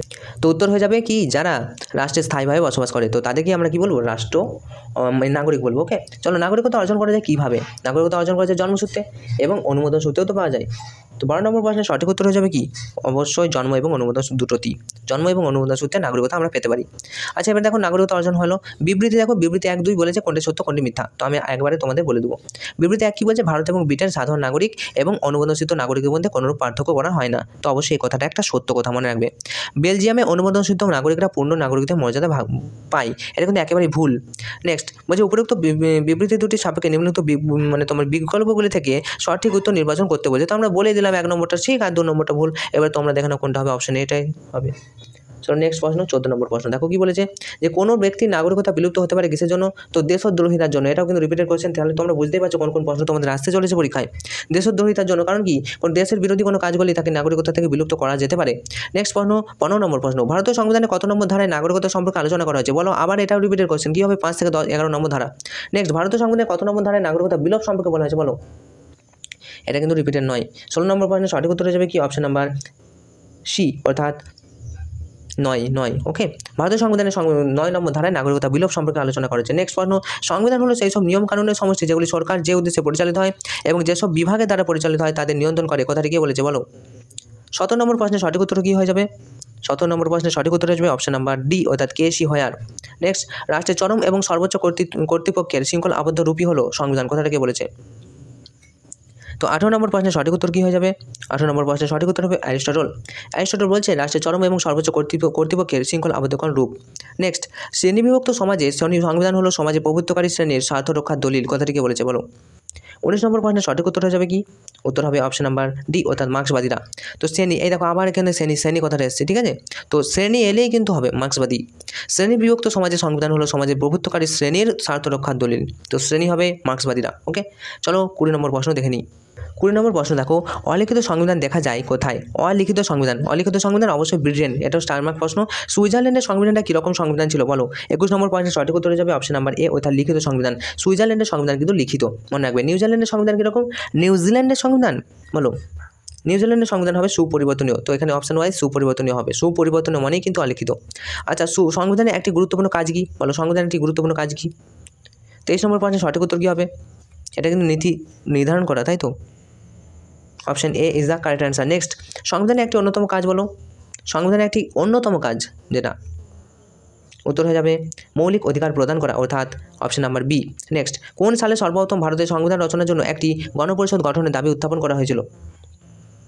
25 নম্বর প্রশ্নের সঠিক উত্তর হয়ে যাবে 1906 সালে, মনে রাখবে। 1906 সালে ভারতের সংবিধান রচনার জন্য একটি গণপরিষদ গঠনের দাবি প্রথম উত্থাপন করা হলো।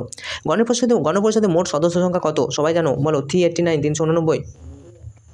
26 নম্বর প্রশ্নের সঠিক উত্তর হয়ে যাবে 389 জন, অর্থাৎ রিপিটেড কোশ্চেন।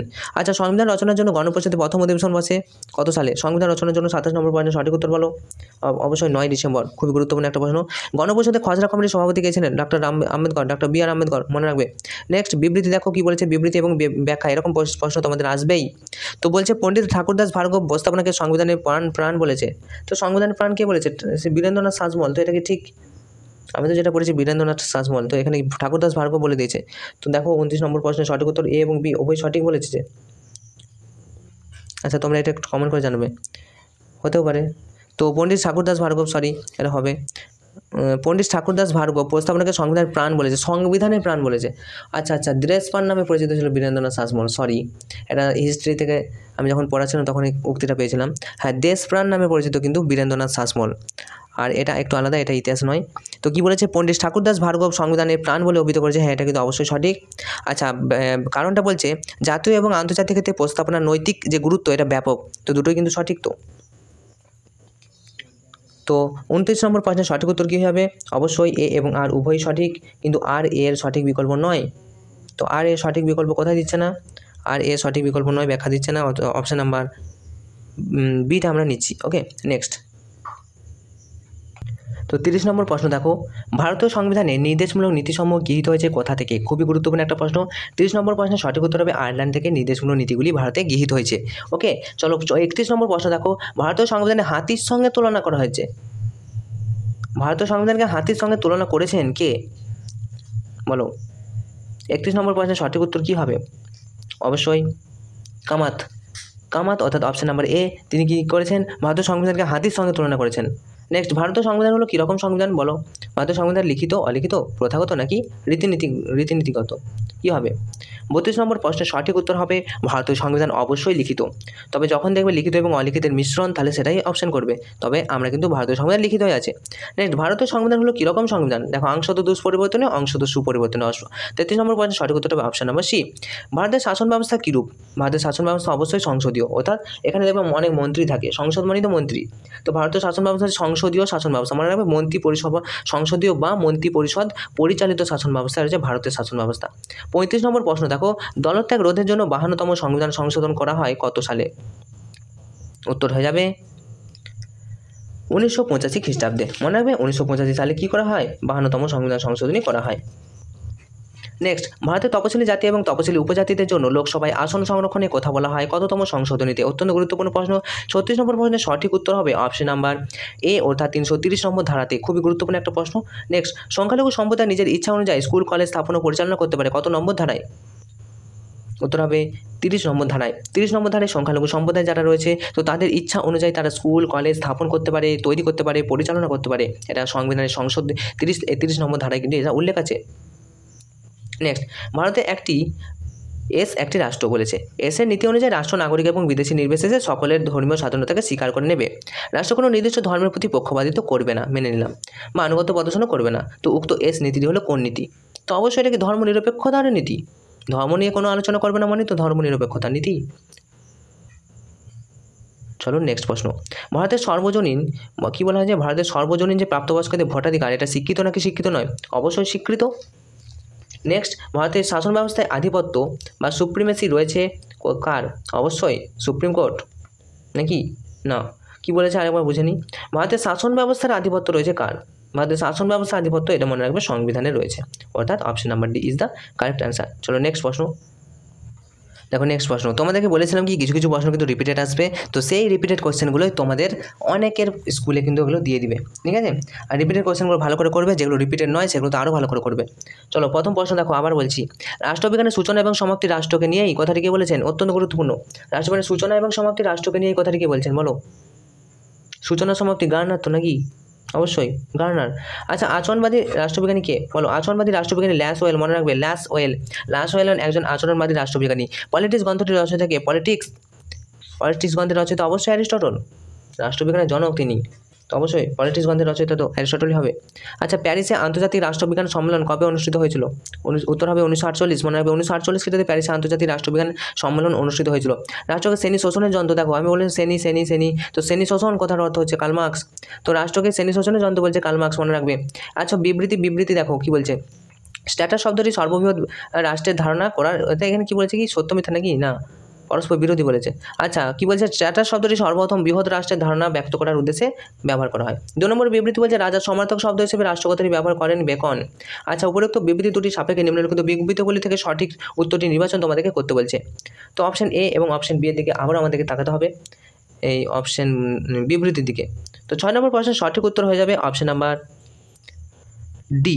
অপশন ডি দেখো কি বলছে যে 1 এবং 2 একে অপরের থেকে একেবারে পৃথক, একটা আলাদা কথা বলেছে, ঠিক আছে? চলো নেক্সট চলে আসবো 7 নম্বর প্রশ্ন, রাষ্ট্র শব্দটির পরিবর্তে রাজনৈতিক ব্যবস্থা কথাটি প্রয়োগ করতে চান কে?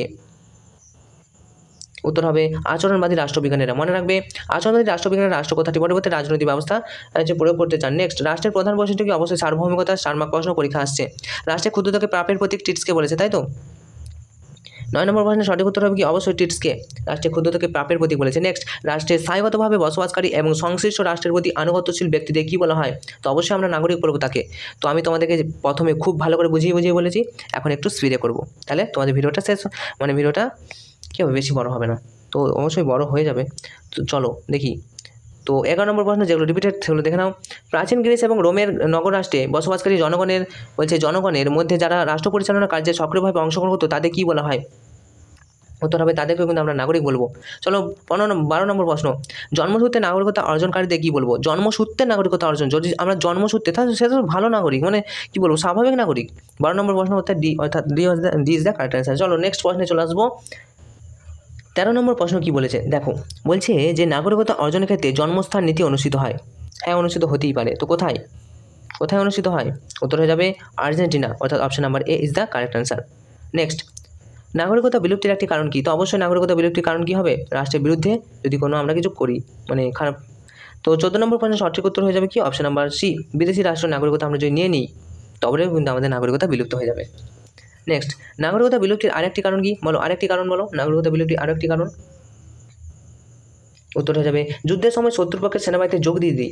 যদি আমরা যুদ্ধের সময় শত্রুপক্ষের সেনাবাহিনীতে যোগ দিয়ে দিই তাহলে কিন্তু আমাদের নাগরিকতা বিলুপ্ত হয়ে যাবে। ফর এক্সাম্পল, ভারত চীনের যুদ্ধ হচ্ছে, তো চীনের যে সহনাগরিক, মানে চীনের যে সেনাবাহিনী, সেখানে ভারতে কোনো সেনাবাহিনী যে যোগ দিয়ে দিল বা দেশের বিরুদ্ধে কোনো কাজ করলে আমরা কিন্তু নাগরিকতা হারিয়ে ফেলবো আমাদের। ওকে, 16 নম্বর প্রশ্ন দেখো, এখনও পর্যন্ত যতগুলি ভারতীয় নাগরিকত্ব সংশোধনী আইন 1955 সংশোধিত হয়েছে তার বিষয়বস্তু কালের ক্রম অনুসারে সাজিয়ে লেখো। তো এখানে বিবৃতি 1, বিবৃতি 2 অনেক কিছু বলেছে, তো এটা অনেকটা সময় লেগে যাবে। তো দেখো এখানে কী বলেছে, এরকম প্রশ্ন না আসাই ভালো। তো বিবৃতি 1 দেখো, বিবৃতি 2 পড়ার সময় পাচ্ছি না, ঠিক আছে, একটু দেখে নাও। বিবৃতি 3, বিবৃতি 4, তো 4 দেখে নিলে এবার 4টা অপশনের মধ্যে কোনটা হবে বলো? আমি বলেছি তোমাদেরকে, উত্তর হয়ে যাবে কি? উত্তর হবে অপশন এ, অর্থাৎ এই অপশনটা হবে। তোমরা ভিডিওটা পজ করে একবার দেখে নেবে। চলো নেক্সট 17 নম্বর প্রশ্ন, কনস্টিটিউশন শব্দটি এসেছে যে শব্দ থেকে? অবশ্যই কনস্টিটিউশন এটা গ্রিক শব্দ না লাতিন শব্দ? বলো তাড়াতাড়ি। আমি দুটো বলে দিলাম, দুটোর মধ্যে তোমাদেরকে বললাম, এই দুটো তো হবেনি। তো কনস্টিটিউশন শব্দটি কোন দুটি শব্দ থেকে এসেছে? অবশ্যই লাতিন শব্দ বলবে, ঠিক আছে, option number A is the correct answer. সংবিধানকে রাষ্ট্রের মৌলিক আইন বলে বর্ণনা করেছেন কে? বলো, উত্তর হবে কুলি। সংবিধানকে রাষ্ট্রের মৌলিক আইন বলে বর্ণনা করেছেন কুলি। নেক্সট প্রশ্ন চলে আসবো। তো নেক্সট প্রশ্ন দেখো, 19 নম্বর প্রশ্ন, ধনবৈষম্যমূলক সমাজ ব্যবস্থায় ধনিক শ্রেণীর স্বার্থ রক্ষার প্রয়োজনে সৃষ্ট কতগুলি নিয়মকানুনকে সংবিধান বলে চিহ্নিত করেছেন কে? তো অবশ্যই এটা হবে মার্ক্সবাদীরা, মনে রাখবে। ধনবৈষম্যমূলক একটা সমাজে একটা শ্রেণী গঠন করছে, তো এটা দেখো এখানেও কিন্তু সেই শ্রেণী কথাটাই আছে, তো শ্রেণী বললি মার্ক্সবাদ। চলো নেক্সট, ব্যক্তি স্বাধীনতা এবং নাগরিকতা অধিকারের রক্ষা কবচ বিষয়টি উল্লেখ থাকে কোন সংবিধানে? উত্তর হবে লিখিত সংবিধানে, ঠিক আছে। এখানে রক্ষা কবচ, অধিকারের রক্ষা কবচ থাকে, লিখিত লেখা আছে মানে তো আমার রক্ষা কবচ আছে, ঠিক আছে। নেক্সট, সহজে পরিবর্তন করা যায় না এমন সংবিধানকে আমরা কী বলবো? 21 নম্বর প্রশ্ন, বলো, সুপরিবর্তনীয় সংবিধান। সহজে পরিবর্তন করা যায় বলেছে, ঠিক আছে, সুপরিবর্তনীয়, আর সহজে করা না গেলে দুষ্পরিবর্তনীয়, অর্থাৎ অপশন নাম্বার এ আমরা কী বলবো? ডিটা সঠিক আনসার হবে। নেক্সট 22 নম্বর প্রশ্ন, দুষ্পরিবর্তনীয় সংবিধানে বেশি প্রাধান্য থাকে কিসের প্রাধান্য থাকে? উত্তর হয়ে যাবে বিচার বিভাগের প্রাধান্য থাকে, মনে রাখবে, বিচার বিভাগের প্রাধান্য থাকে দুষ্পরিবর্তনীয় সংবিধানে। ভারতীয় সংবিধানের সুস্পষ্ট নির্দেশিকা দেওয়ার কী হবে? 4টা অপশনের মধ্যে কোনটা হবে বলো? উত্তর হবে জনগণের যে মৌলিক অধিকার রক্ষা পায়। ভারতীয় সংবিধান সুস্পষ্ট নির্দেশিকা দেওয়ায় জনগণের মৌলিক অধিকারটা রক্ষা পায়। 24 নম্বর প্রশ্ন দেখো, নিম্নলিখিত কোনটি সংবিধানের প্রধান কাজ? তো এরকম টাইপের প্রশ্ন আসবে না, আশা করি আসবে না, স্কুলের স্যাররা এত খাটবে বলে আমার তো মনে হয় না, তো না আসাই ভালো। চলো 25 নম্বর প্রশ্ন দেখো, গণপরিষদ প্রতিষ্ঠার দাবির প্রস্তাব গৃহীত হয় কত সালে? উত্তর হবে, বলো উত্তর কী হবে? গণপরিষদ প্রতিষ্ঠার দাবি 1940। গণপরিষদ প্রতিষ্ঠার দাবি চালু হয় 1940 সালে, মনে রাখবে। আচ্ছা 26 নম্বর প্রশ্ন, গণপরিষদে মোট সদস্য সংখ্যা কত ছিল? গণপরিষদে মনে রাখো মোট সদস্য সংখ্যা খুবই গুরুত্বপূর্ণ, 389, এটা তোমরা জানো, রিপিট কোয়েশ্চেন। চলো নেক্সট প্রশ্ন 27 নম্বর প্রশ্ন, ভারতীয় সংবিধান অনুযায়ী, আচ্ছা, গণপরিষদের প্রথম অধিবেশন বসে ড্যাশ নতুন দিল্লির ড্যাশ, তো কত সালে, কত ডিসেম্বর এবং কোথায়? বলো, উত্তর হয়ে যাবে 1946 সালের 9 ডিসেম্বর, মনে রাখবে। 1946 সালের 9 ডিসেম্বর কিন্তু কি ভারতীয় সংবিধানের প্রথম মানে কী বলো, গণপরিষদের প্রথম অধিবেশনটা বসে যায়, ঠিক আছে। ভারতীয় সংবিধানের জনককে সবাই জানো, doctor B R Ambedkar. Next 29 নম্বর প্রশ্ন, ভারতীয় সংবিধানের নির্দেশমূলক নীতিগুলি নেওয়া হয়েছে কোথা থেকে? নির্দেশমূলক নীতি খুবই একটা ইম্পর্টেন্ট কোশ্চেন, এতক্ষণে পেয়েছি, দেখো খুবই গুরুত্বপূর্ণ। 29 নম্বর প্রশ্ন, বলো সঠিক উত্তর হয়ে যাবে অপশন নাম্বার আয়ারল্যান্ডের সংবিধান অনুকরণে, অর্থাৎ অপশন নাম্বার ডি। ভারতীয় সংবিধানের যে নির্দেশমূলক নীতিটা নেওয়া হয়েছে না, আয়ারল্যান্ডের সংবিধান থেকে নেওয়া হয়েছে, মনে রাখবে। ভারতীয় যুক্তরাষ্ট্রীয় ব্যবস্থা গড়ে উঠেছে যে কার অনুকরণে? বলো, যুক্তরাষ্ট্রকে আমেরিকা তো যুক্তরাষ্ট্র, তো আমেরিকা যুক্তরাষ্ট্রকে ঠিক নেয়নি, কোথা থেকে? কানাডা থেকে। কানাডা, তো কানাডা থেকে কী নিয়েছে? ভারতীয় যুক্তরাষ্ট্রের যে ব্যবস্থা সেটা কানাডা থেকে নিয়েছে, মনে রাখবে। নেক্সট, বিশ্বের সর্বাপেক্ষা বৃহৎ এবং জটিল, সব থেকে পৃথিবীর সর্বাপেক্ষা, বিশ্বের একবারে, তো পৃথিবীর সর্বাপেক্ষা জটিল সংবিধান কোনটা?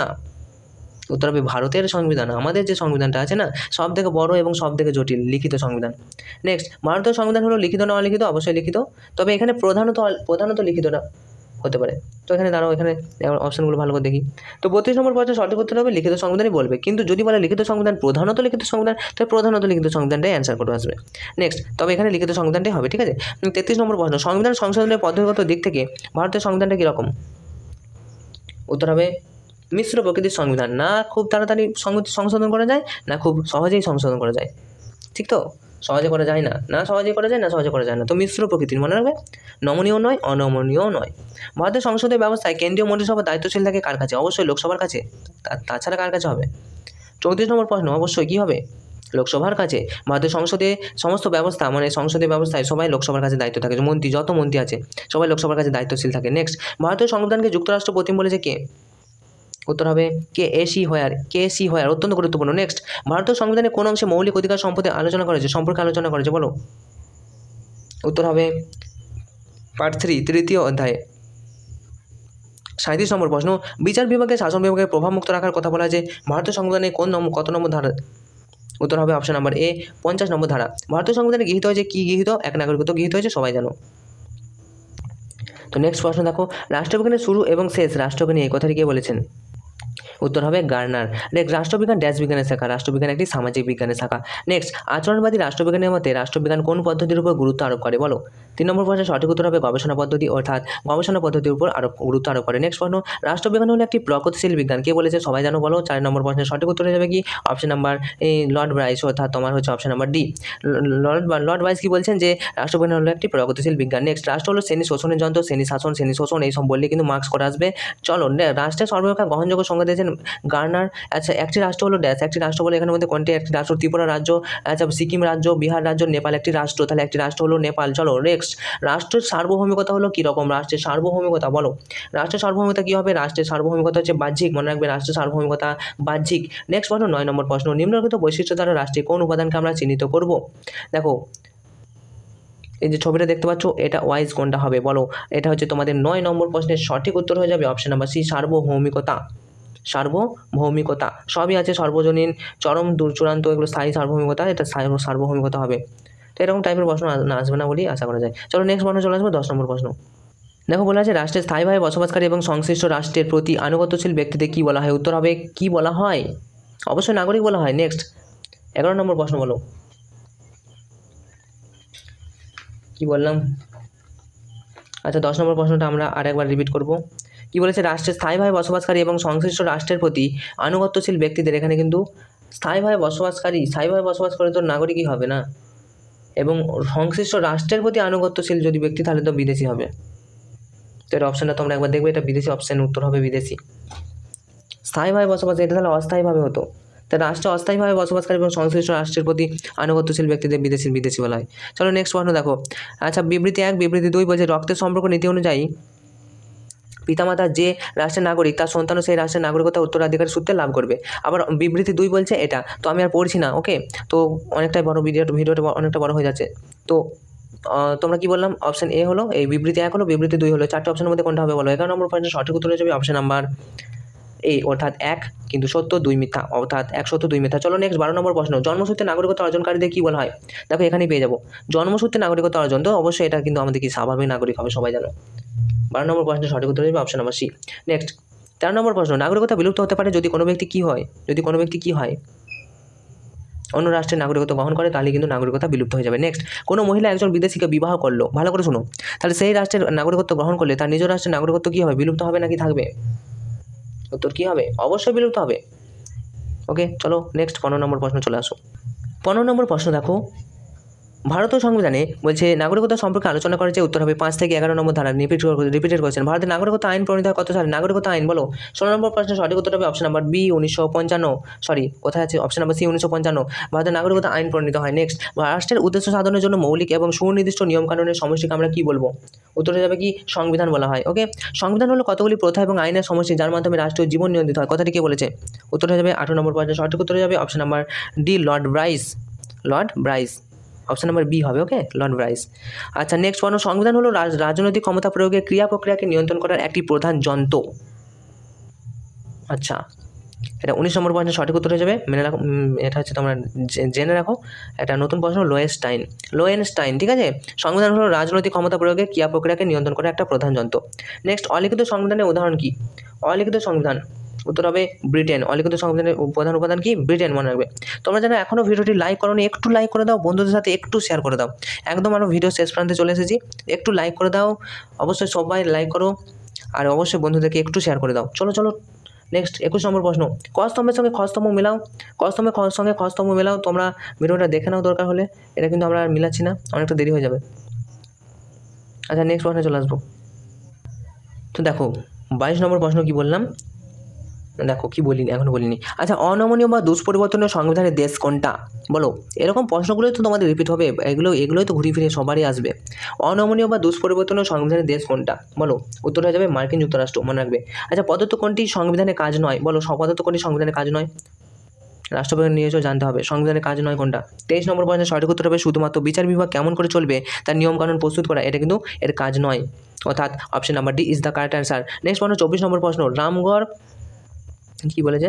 যে রামগড় কংগ্রেস ভারতের পূর্ণ স্বাধীনতা এবং একটি গণপরিষদ প্রতিষ্ঠার দাবি সংবলিত প্রস্তাব গৃহীত হয়। এটা হচ্ছে 24 নম্বর প্রশ্ন, কত খ্রিস্টাব্দে গৃহীত হয়? বলো। উত্তর হবে 1940 খ্রিস্টাব্দে। নেক্সট, ব্রিটিশ সরকার আগস্ট প্রস্তাব এর মাধ্যমে কি বলছে? ব্রিটিশ সরকার আগস্ট প্রস্তাবের মাধ্যমে গণপরিষদ গঠনের দাবি নীতিগতভাবে মেনে নেয় কত সালে? 25 নম্বর প্রশ্নের সঠিক উত্তর হয়ে যাবে 1940 সালে। নেক্সট প্রশ্ন, ক্যাবিনেট মিশনের প্রস্তাবিক ক্রমে গণপরিষদের মোট সদস্য সংখ্যা কত ছিল? মনে রাখো 389 জন। নেক্সট, গণপরিষদ প্রথম অধিবেশন কবে বসে? বলো। 1946 সালের 9 ডিসেম্বর গণপরিষদের প্রথম অধিবেশন বসেছিল, মনে রাখবে। Option number B is the correct answer. Next প্রশ্ন, ভারতীয় গণপরিষদের খসড়া কমিটির চেয়ারম্যান মানি সভাপতি doctor B R Ambedkar. Next, ভারতীয় সংবিধানের কত নম্বর ধারাকে ডাক্তার বি আর আম্বেদকরের সংবিধানের আত্মা ও প্রাণ বলে গণেশ করেন? এতক্ষণ একটা ভালো প্রশ্ন, খুবই গুরুত্বপূর্ণ একটা প্রশ্ন, দাগ দাও। কত নম্বর ধারাকে ডাক্তার বি আর আম্বেদকর সংবিধানের আত্মা ও প্রাণ বলে গেছেন? কত নম্বর ধারাকে? 29 নম্বর প্রশ্নের সঠিক উত্তর হয়ে যাবে কি? 32 নম্বর ধারাকে, অর্থাৎ অপশন নাম্বার বি 32 নম্বর ধারাকে সংবিধানের আত্মা এবং প্রাণ বলেছেন। ভারতীয় সংবিধানের প্রস্তাবনা কোন দেশের সংবিধান অনুসরণ করে হয়েছে? প্রস্তাবনাটা বলো। প্রস্তাবনা মানেই কোনটা? প্রস্তাবনা মানেই মার্কিন যুক্তরাষ্ট্রের থেকে প্রস্তাবনাটা নিয়েছে। ওকে, পৃথিবীর মধ্যে সর্ববৃহৎ লিখিত সংবিধান বলে দাও। সব থেকে বড় লিখিত সংবিধান কারা? আবার আমাদের ভারতের সব থেকে বড় লিখিত সংবিধান আছে। আচ্ছা, বর্তমানে ভারতীয় সংবিধানের তপশিলি সংখ্যা কটি রয়েছে? তপশিল বলো। 8টি, বর্তমানে তো 12টি, 8টি ছিল, মনে রাখবে। ভারতে 12টি তপশিল আছে। নেক্সট, ভারতীয় সংবিধান সংশোধনের ক্ষেত্র কটি পদ্ধতিতে করা হয়? বলো। 33 নম্বর প্রশ্নের সঠিক উত্তর হবে কি? উত্তর হয়ে যাবে বি, তিনটি পদ্ধতিতে করা হয় ভারতীয় সংবিধানের সংশোধনের ক্ষেত্র, মনে রাখবে। 34 নম্বর প্রশ্ন দেখো কি বলেছে, যে ভারতের সংসদীয় শাসন ব্যবস্থা কোন দেশের শাসন ব্যবস্থার অনুকরণে? সংসদীয়টা কোথা থেকে নিয়েছে? ব্রিটেন থেকে, আগেই বলেছি তো। সংসদীয় শাসন ব্যবস্থা ব্রিটেন ওয়েস্টমিনস্টার মডেলের অনুকরণে নেওয়া হয়েছে। তো অবশ্যই চলো নেক্সট প্রশ্ন চলে আসবো। 35 নম্বর প্রশ্ন, যে ভারত থেকে আধা যুক্তরাষ্ট্র দেশ বলেছে, আমার মুখস্থ হয়ে গেছে কেসি হোয়ার। ঠিক আছে, নেক্সট প্রশ্ন, আচ্ছা, ভারতীয় সংবিধানের কত অংশে মৌলিক কর্তব্য আলোচনা করা হয়েছে? দেখো, এই যে রিপিটেড কোয়েশ্চেনগুলো, এই রিপিটেড কোয়েশ্চেন পরে একটা সুফল আছে, তোমাদের তাড়াতাড়ি মুখস্থ হয়ে যাবে। দেখো, আমার মুখস্থ হয়েছে অর্ধেক আমার মুখস্থ হয়ে গেছে। আচ্ছা দেখো, ভারতীয় সংবিধানের কত অংশে বা কোন অংশে মৌলিক কর্তব্য সমূহ আলোচনা করা হয়েছে? পার্ট 3-তে নাকি মৌলিক কর্তব্য বলেছিলাম? বলো। 35 নম্বর প্রশ্ন, বলো। 35 কী হবে? 35 নয়, 36 তো। আচ্ছা, কি বললাম, যে আধা যুক্তরাষ্ট্র, সেটা তো কেসি হোয়ার হলো। আচ্ছা, ভারতীয় সংবিধানে এটা হচ্ছে তোমার চতুর্থ অংশে মৌলিক কর্তব্য বলেছে, আগেরগুলো কি মৌলিক অধিকার শুনলাম নাকি? তো এটা জেনে রাখো। 36 নম্বর প্রশ্ন কী হবে? চতুর্থ অংশে কিন্তু মৌলিক কর্তব্যগুলো আলোচনা করা হয়েছে। নেক্সট প্রশ্ন চলে আসবো, যে সংখ্যালঘু সম্প্রদায়ভুক্ত ব্যক্তিবর্গ নিজেদের পছন্দ মতো শিক্ষা প্রতিষ্ঠান স্থাপন তারপরে পরিচালনা করতে পারে কত নম্বর ধারা অনুযায়ী? মনে রাখবে, খুবই গুরুত্বপূর্ণ একটা প্রশ্ন। উত্তর হয়ে যাবে 30 নম্বর ধারা অনুযায়ী। ওকে, চলো নেক্সট প্রশ্ন। 38 নম্বর প্রশ্ন কি বলছে দেখে নাও। বলা হচ্ছে যে কততম সংবিধান সংশোধনের মাধ্যমে সংবিধানের প্রস্তাবনায় ধর্মনিরপেক্ষ শব্দটি সংযোজন করা। আমি বলেছি জুড়া অর্থাৎ সংবিধানটাকে তোমার জুড়া হচ্ছে অর্থাৎ বিচ্ছেদ করা হয়নি। তাহলে প্লাস মানেই তো 42তম সংশোধন, দেখার প্রয়োজন নেই, একদম চোখ মুজে লিখবে। ভারতীয় সংবিধানের কত নম্বর ধারায় সর্বজনীন প্রাপ্তবয়স্কের ভোটাধিকার স্বীকৃত? সর্বজনীন প্রাপ্তবয়স্কের ভোটাধিকার, এটা একটু জেনে রাখো। 39 নম্বর প্রশ্নের সঠিক উত্তর হয়ে যাবে অপশন নাম্বার বি, 326 নম্বর ধারায়। নেক্সট আজকের শেষ প্রশ্ন, ভারতের সর্বোচ্চ এবং মৌলিক আইন হলো জেড। রাষ্ট্রের যাবতীয় ক্ষমতা এবং রাষ্ট্রের যে কী বলা হয়েছে, রাষ্ট্রের যাবতীয় ক্ষমতা রাষ্ট্রের তোমার নাগরিকদের মৌলিক অধিকারের উৎস হলে জেড। সুপ্রিম কোর্ট জেড বিরোধী কোনো আইন, আদেশ বা নির্দেশ আইন বিরোধী বলে বাতিল করে দিতে পারে। সুপ্রিম কোর্টই জেডের ব্যাখ্যাকর্তা এবং জেডের রক্ষাকর্তা। দেশের সকল প্রতিষ্ঠান এবং নাগরিকদের একান্ত কর্তব্য হলো জেডকে মান্য করা। তো এখানে জেড হলো কি? 4টে অপশনের মধ্যে কোনটা হবে বলো? জেড হলো কি? অবশ্যই এটা হচ্ছে সংবিধান। সংবিধানই হচ্ছে সব কিছু। তো এই 40টা প্রশ্নের মধ্যে তোমরা কত করে পারলে অবশ্যই কমেন্ট করে জানো। 40টা প্রশ্ন তো নেই, 200টা প্রশ্নের মধ্যে তোমরা কি বেশিরভাগটাই পেরেছো? আশা করি বেশিরভাগটাই পেরেছো। তো আজকের মতো ভিডিওটা এখানে শেষ করছি নাকি? তো অবশ্যই তোমাদের পরীক্ষার জন্য শুভকামনা রইল। তোমার বন্ধুদেরকে জাস্ট একটু ছড়িয়ে দাও ভিডিওটা। তোমরা কোন জেলা থেকে এসেছো এটা তো অবশ্যই কমেন্ট করবে। আর তোমাদের পরীক্ষা ভালো হলো এই শুভকামনা জানিয়ে আজকের মতো ভিডিওটা এখানেই শেষ করছি। Enjoy exam, all the best. তোমাদের সাথে ছিলাম সুরজিৎ স্যার, সুরজিৎ কর্মকার। সেকেন্ড সেমিস্টারের পরীক্ষার জন্য প্রশ্নপত্র, নোট, সাজেশন পেতে অবশ্যই চ্যানেলটি সাবস্ক্রাইব করে রাখতে পারো। আজকের মতো ভিডিওটা এখানেই শেষ করলাম। Enjoy exam, all the best.